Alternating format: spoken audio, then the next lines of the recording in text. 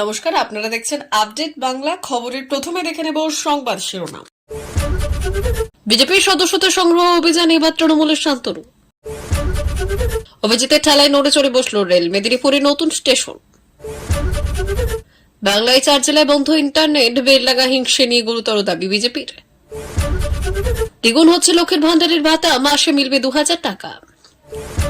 মমতার ছবি ছাড়া জিতে দেখান হুমায়ুনের মন্তব্যের পাল্টা জবাব 2 হেভিওয়েট নেতার। বাংলা আবাস যোজনায় সমীক্ষা শেষ, তালিকায় ক্ষোভ বিদ্রোহের আবহেই টাকা ছাড়া তোড়জোড় তুঙ্গে। রদবদল নিয়ে অভিষেক মমতার সঙ্গে কথা বকশির। মোদী সরকারের সঙ্গে সংঘাতে মমতা, সংসদে আনা ওয়াকফ বিলের পাল্টা বিল আসবে বিধানসভার অধিবেশনে। আসছি বিস্তারিত খবরে। দলবদল বিজেপি সদস্যতা অভিযানে তৃণমূল নেতা শান্তনু সেন সোশ্যাল মিডিয়ায় পোস্ট ভাইরাল হতে এবার অবস্থান স্পষ্ট করলেন তিনি নিজেই। জানিয়ে দিলেন, জন্মলগ্ন থেকে আমি তৃণমূলের সঙ্গে আছি। আমার নেতা মমতা বন্দ্যোপাধ্যায় ও অভিষেক বন্দ্যোপাধ্যায়। নিয়োগ মামলায় কুন্তল ঘোষের জামিন মঞ্জুর হাইকোর্টের বেঁধে দেওয়া হলো কিছু শর্ত। ঘটনাটি ঠিক কি? বুধবার সদস্যতা অভিযানে উপলক্ষে একটি ভার্চুয়াল বৈঠকের আয়োজন করেন বিজেপির চিকিৎসক সেল।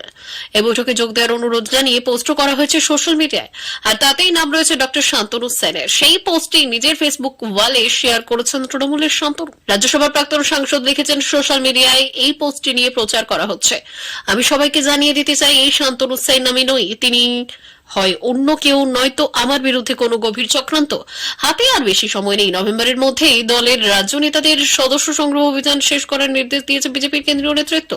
লক্ষ্য পূরণের রীতিমতো কোমর বেঁধে মাঠে নেমে পড়েছেন বিজেপির রাজ্য সভাপতি সুকান্ত মজুমদার।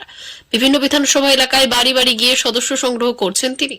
বিরোধী দলনেতা শুভেন্দু অধিকারী ও দলের অন্যান্য নেতা, বিধায়ক, সাংসদরাও নাকি চেষ্টায় কোনো ত্রুটি রাখছে না। এদিকে বিয়ের নিমন্ত্রণ রক্ষা করতে গিয়ে কোনেকেই বিজেপির সদস্য বানিয়ে ফেলেছেন দলের রাজ্যসভার সাংসদ শ্রমিক। তিনি বাংলায় দলের সদস্য সংগ্রহ অভিযানের দায়িত্বপ্রাপ্ত নেতাও বটে। 18 মাসে বছর সরকারি অফিস সম্পর্কে জনমানুষের প্রচলিত এই ধারণাও লজ্জা পাবে পূর্ব মেদিনীপুরের পাঁশকুড়ার এই ঘটনা শুনলে। এলাকায় বাসিন্দাদের দাবি মেনে 2014 সালে হল স্টেশনের অনুমতি দিয়েছিল রেল। তারপর 1 দশক অতিক্রান্ত, টাকা বরাদ্দ না হওয়ায় আটকে ছিল হল স্টেশনের নির্মাণের কাজ। মাস 2 আগে বিষয়টি জানতে পেরে রেলকে কড়া ভাষায় চিঠি লিখেছিলেন তমলুক বিজেপি সাংসদ। হুঁশিয়ারি দিয়েছিলেন রেলমন্ত্রীকে জানাবেন। বিজেপি সাংসদ অভিজিৎ গঙ্গোপাধ্যায় বললেন, রেলমন্ত্রীকে আর জানাতে হয়নি, এক চিঠিতেই কাজ হয়েছে। 14 বছর পর রেলের তরফে হল স্টেশন তৈরির জন্য অর্থ বরাদ্দ করা হয়েছে। কথা দিয়েছে চলতি মাসেই কাজ শুরু হবে। স্বভাবতই খুশির হাওয়া পাঁশকুড়ার নীলকুণ্ঠা এলাকায়। তমলুকের রাজকোথা পাঁশকুড়ায় রঘুনাথবাড়ি রেল স্টেশনের মাঝখানে নীলকুণ্ঠায় হল স্টেশন তৈরির দাবিতে 2010 সাল থেকে আন্দোলন শুরু করেছিলেন গ্রামবাসীরা। আন্দোলনের চাপে 2014 সালে 10 ফেব্রুয়ারি রেলের তরফে নীলকুণ্ঠা হল স্টেশনের অনুমতিও দেওয়া হয়, কিন্তু কোনো অজ্ঞাত কারণে 10 বছরের পরেও হল স্টেশন তৈরি হয়নি। এবারে লোকসভা ভোটে তমলুক থেকে জয়ী হয়েছেন অভিজিৎ গঙ্গোপাধ্যায়। সম্প্রতি এলাকার বাসিন্দারা তার সঙ্গে দেখা করেন। অভিজিৎ বাবু বললেন, অনুমোদনের 10 বছর পরেও হল স্টেশন নির্মাণ হলো না। একথা শুনে আমরা সবার প্রথম মোদিজির মুখের সামনে মুখটা পড়েছিল, কারণ মোদিজির কাছে খবর গেলে উনি কি আর রিয়াকশন দেবেন সেটাই ভাবছিলাম। এরপরেই রেল দপ্তরে চিঠি দিলেন তমলুকের বিজেপি সাংসদ। দ্রুত কাজ না হলে রেলমন্ত্রীকে জানানোর হুঁশিয়ারিও দিয়েছেন তিনি। তারপরে রেলের তরফে টাকা বরাদ্দ করা হয়েছে। অবশেষে অপেক্ষার অবসান হওয়ায় খুশি এলাকার বাসিন্দারা। বেলাগা সংঘর্ষের পর এখন স্বাভাবিক হয়নি ইন্টারনেট পরিষেবা। মুর্শিদাবাদের জেলা জুড়ে নেট বন্ধ রয়েছে। বৃহস্পতিবার পর্যন্ত বন্ধ রাখা হবে জানা গেছে। ফলে অনলাইন লেনদেন, চিকিৎসা পরিষেবা, শিক্ষা পোর্টাল ব্যাহত হচ্ছে। তবে এতদিন নেট বন্ধ রাখায় সাধারণ মানুষের মধ্যে প্রবল ক্ষোভ বেড়েছে। এরই মধ্যে বিজেপি আরটি সেলের প্রধান অমিত মালব্য এক্স হ্যান্ডেলে পোস্ট করে ক্ষোভ প্রকাশ করেছেন। বললেন, পরিস্থিতি এখনো স্বাভাবিক হয়নি, যে কারণে 4 জেলায় ইন্টারনেট বন্ধ করে দেওয়া হয়েছে। এক্স হ্যান্ডেলে পোস্ট করে সংখ্যালঘুদের নিশানা করে রাজ্য প্রশাসনের ভূমিকা নিয়েও প্রশ্ন তোলেন মালব্য। মঙ্গলবার বেলডাঙ্গায় দুর্গা এবং কার্তিক পুজো সংঘর্ষ প্রসঙ্গে দুষ্কৃতী বাহিনীকে মমতা বন্দ্যোপাধ্যায়ের ভোট ব্যাংক বলে মন্তব্য করেছেন বিরোধী দলনেতা শুভেন্দু অধিকারী। গুন্ডাদের হাতে ছেড়ে দেওয়া হবে বলে অভিযোগ করেছেন তিনি। বললেন, আইন শৃঙ্খলা রাজ্যের বিষয়, রাজ্য প্রশাসন এই ধরনের সংঘর্ষে দায়ী।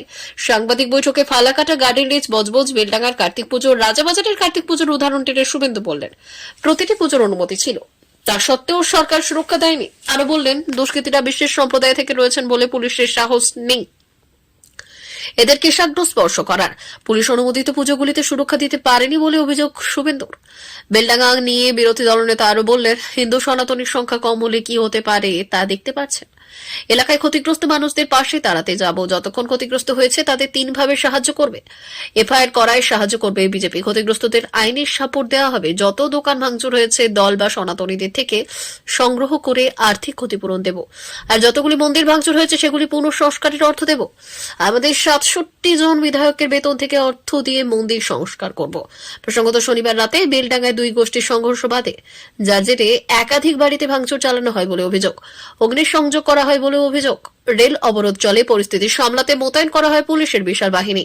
ওই এলাকায় বন্ধ করা হয় ইন্টারনেট পরিষেবা। সংঘর্ষের ঘটনায় 15 জনকে গ্রেপ্তার করা হয়েছে বলে পুলিশ সূত্রে খবর।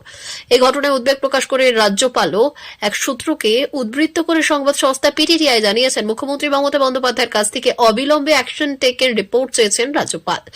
উনি খুবই উদ্বিগ্ন।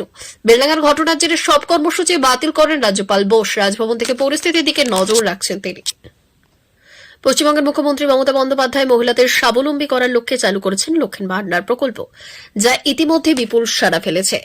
2021 সালে শুরু হওয়া এই স্কিমটি রাজ্যের মহিলাদের আর্থিক সহায়তা দিয়ে এসেছে এবং তা আরও কার্যকর করতে বর্তমান ভাতার পরিমাণ 1000 টাকা থেকে বাড়িয়ে 2000 টাকা করার চিন্তা ভাবনা হচ্ছে। সূত্রের খবর অনুযায়ী আগামী বিধানসভা নির্বাচনের আগে এই ভাতা বৃদ্ধি কার্যকর হতে পারে। এর ফলে রাজ্যের মহিলারা আরও বেশি আর্থিক সুরক্ষা পাবেন এবং এটি তাদের দৈনন্দিন চাহিদা পূরণে বড় ভূমিকা রাখবে বলে ধারণা করা হচ্ছে। বর্তমানে সাধারণ মহিলারা মাসে 1000 টাকা এবং সংরক্ষিত শ্রেণীর মহিলারা মাসে 1200 টাকা করে পান। সম্ভাব্য দ্বিগুণ ভাতার খবর রাজ্যের মহিলাদের মধ্যে উৎসাহ সৃষ্টি করেছে। যদিও সরকারিভাবে এখনো কোনো চূড়ান্ত ঘোষণা আসেনি, তবে রাজনৈতিক পর্যবেক্ষকদের মতে এই পদক্ষেপটি রাজ্যে 2026 সালের বিধানসভা নির্বাচনে প্রাসঙ্গিক ভূমিকা পালন করতে পারে। নির্বাচনের আগে এই ধরনের সহায়তামূলক পদক্ষেপ নিলে মহিলাদের অর্থনৈতিক উন্নতি আরও ত্বরান্বিত হবে এবং আত্মনির্ভরশীলতার পথে এগিয়ে যাবে। অবিলম্বে অভিষেক বন্দ্যোপাধ্যায়কে পুলিশ মন্ত্রী হিসেবে দেখতে চেয়েছিলেন হুমায়ুন কবির। আজ তার পাল্টা মুখ খুললেন ফিরহাদ হাকিম, মদন মিত্র। কলকাতার মেয়র বললেন, যারা বড় বড় কথা বলে তাদের বলবো মমতা বন্দ্যোপাধ্যায় ছবিটা সরিয়ে দিয়ে একটা ভোটে জিতে দেখাও। একই সুরে পাল্টা আক্রমণ করে ভরতপুরের তৃণমূল বিধায়ককে তৃণমূলের জামা ছেড়ে ভোটে দাঁড়ানোয় চ্যালেঞ্জ ছুড়ে দিয়েছেন মদন মিত্র। মমতা বন্দ্যোপাধ্যায় না অভিষেক বন্দ্যোপাধ্যায়, ভালোভাবে পুলিশ দপ্তর সামলাতে সক্ষম কে, তা নিয়ে এখন তৃণমূলের অন্দরেই নানামুনি নানামত। সোমবারই পুলিশের চরম সমালোচনা করেছিলেন ফিরহাদ হাকিম। আর ভরতপুরের তৃণমূল বিধায়ক হুমায়ুন কবির তো এক ধাপে গিয়ে অবিলম্বে অভিষেক বন্দ্যোপাধ্যায়ের হাতে স্বরাষ্ট্র দপ্তর তুলে দেওয়ার পক্ষে সওয়াল করেছিলেন। আর এবার মমতা বন্দ্যোপাধ্যায়ের পাশে দাঁড়িয়ে নাম না করে সেই হুমায়ুন কবিরের দিকেই চ্যালেঞ্জ ছুড়ে দিলেন ফিরহাদ হাকিম থেকে মদন মিত্র। মমতা বন্দ্যোপাধ্যায়ের পুরনো অনুগামীরা কার্যত জোটবদ্ধ হয়ে আক্রমণ জানালেন।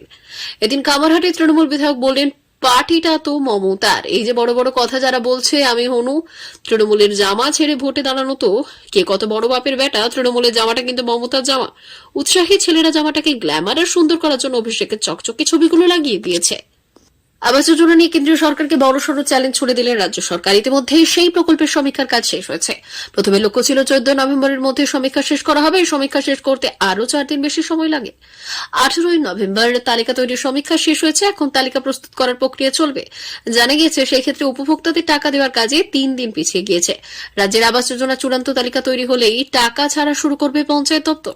আগেই টাকা দেওয়ার সময়সীমা নির্ধারিত ছিল 20 ডিসেম্বর। 23 ডিসেম্বরের মধ্যে টাকা দেওয়ার সময়সীমা বাড়ানো হয়েছে। ইতিমধ্যেই জেলা প্রশাসনের কর্তাদের কাছে সেই নির্দেশ পৌঁছে গিয়েছে।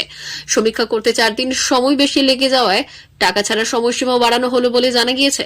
সমীক্ষা চলাকালীন বেশ কয়েক জায়গায় ক্ষোভ বিক্ষোভও দেখিয়েছে গ্রামবাসীরা। রাজ্যে 6টি বিধানসভা কেন্দ্রের উপনির্বাচনের ফল প্রকাশ হবে আগামী 23 নভেম্বর। আর তার কয়েকদিন পরই দল ও স্থানীয় প্রশাসনের রদবদলে তালিকা প্রকাশের কাজ শুরু করতে পারে তৃণমূল কংগ্রেস। এই তালিকায় কম বেশি 15টি জেলা কমিটি পুনর্বিন্যাসের কথা রয়েছে। পাশাপাশি রাজ্য জুড়ে পুরসভা ও পুর নিগমের বহু রদবদলের সম্ভাবনাও রয়েছে। লোকসভা ভোটের ফল এবং অন্যান্য সাংগঠনিক রিপোর্টের ভিত্তিতে দলের জেলা এবং তার নিচে স্তরের রদবদলের সিদ্ধান্ত আগেই নিয়েছিল তৃণমূল। মমতার উপস্থিতিতেই চলতি বছরের 21 জুলাই সভামঞ্চ থেকে দলের সেই পরিকল্পনার কথা ঘোষণা করেছিলেন অভিষেক। সেই রদবদলকে পুরো দস্তুর সাফল্য এবং ব্যর্থতার ভিত্তিতেই বাঁধতে চেয়েছিলেন তিনি। আর সেই মতো এই সব স্তরেই সমীক্ষা করে কোথায় কেমন বদল করা দরকার তা নিয়ে অভিষেকের তরফে বিস্তারিত রিপোর্ট দেওয়া হয়েছিল মমতার কাছে। প্রাথমিকভাবে অভিষেকের সেই প্রস্তাবে নীতিগত সম্মতি দিয়েছিলেন তৃণমূল নেত্রী। আর সেই সিদ্ধান্ত কার্যকর করার আগে চূড়ান্ত পর্যায়ে প্রস্তাবের বেশ কিছু জায়গা নিয়ে এই দিন দলের শীর্ষ স্তরে আলোচনা হয়েছে বলে তৃণমূল সূত্রে খবর। আগামী 25শে নভেম্বর থেকে শুরু হচ্ছে পশ্চিমবঙ্গ বিধানসভার শীতকালীন অধিবেশন। বিধানসভার সচিবালয় সূত্রে খবর, কেন্দ্রীয় সরকার সংসদে যে ওয়াকফ বিল এনেছে, পশ্চিমবঙ্গ বিধানসভার তার পাল্টা বিল আনার পরিকল্পনা করেছে রাজ্য সরকার। ওয়াকফ নিয়ে প্রধানমন্ত্রী নরেন্দ্র মোদী সরকারের তীব্র সমালোচনা করেছিলেন মুখ্যমন্ত্রী মমতা বন্দ্যোপাধ্যায়। তৃণমূল যে বিরোধিতা করেছে, দেশের সংখ্যালঘু ভোটারদের মধ্যে বিষয়টি প্রচারের দায়িত্ব দেওয়া হয়েছে রাজ্যসভার দলের মুখ্য সচেতন নাদিবুল হক ও শ্রীরামপুরের সাংসদ কল্যাণ বন্দ্যোপাধ্যায়কে। সম্প্রতি তারা এই সংক্রান্ত বিষয় নিয়ে একটি সাংবাদিক বৈঠকও করেন। বিধানসভার শীতকালীন অধিবেশনে কেন্দ্রের আনা ওয়াকফ বিলের বিরুদ্ধে নিন্দা প্রস্তাব আনা হতে পারে বলে জল্পনা চলছিল, কিন্তু পরবর্তী পরিস্থিতিতে প্রস্তাব নয়, একটি পাল্টা বিল এনে কেন্দ্রীয় সরকারকে জবাব দিতে চায় নবান্ন। তাই এই সংক্রান্ত বিষয় নিয়ে বিধানসভার সচিবালয় এবং রাজ্যের আইন এবং পরিষদীয় দপ্তরের মধ্যে আলোচনা শুরু হয়েছে। আলোচনায় নির্দেশ জানানো হয়েছে মুখ্যমন্ত্রীকে, যদিও এই বিষয়টি নিয়ে কোনো মন্তব্য করতে নারাজ স্পিকার বিমান বন্দ্যোপাধ্যায়। গত সপ্তাহে ওয়াকফ সংক্রান্ত বিষয়ে তাকে প্রশ্ন করা হলে তিনি জানিয়েছেন, বিধানসভার কার্যবিবরণী কমিটির বৈঠকের পরেই এই বিষয়ে কিছু বলা সম্ভব। স্পিকার কিছু বলতে না চাইলেও কেন্দ্রের ওয়াকফ বিলের পাল্টা বিল যে আনা হচ্ছে সে বিষয়ে ইতিমধ্যেই সবুজ সংকেত পেয়ে গিয়েছে তৃণমূলের পরিষদীয় দল। তাই তোড়জোড় শুরু হয়েছে বিধানসভার সচিবালয়ে। প্রিয় দর্শক, এখনকার মতো খবর এই পর্যন্তই। ধন্যবাদ।